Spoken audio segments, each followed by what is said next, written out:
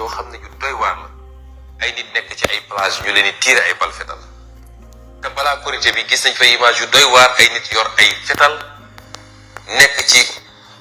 ay yoonu koñ di chargé di tiire ci kër yi mu fàttali leen di xewoon sama kër le 7 février 2021 nga xam ne ay alkaati la ñu gis ñu taxaw ci kaw ay toit di tiire njàmbaar nekkul ci loolu ma koy wax toujours suñu force de défense et de sécurité yi lañ leen formé ñi ngi li ñuy xaar ci yéen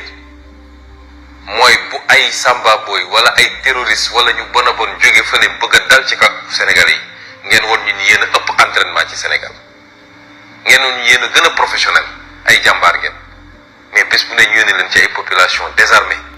ngeen di jaay ay commando mel ni Rambo bu nekk ci àllum Aziba du lii moo taxoon peuple bi jël impôt am di leen fay ak di leen former ngeen war a am yërmande ci seen askan te xam ni doole gi ñu leen dénk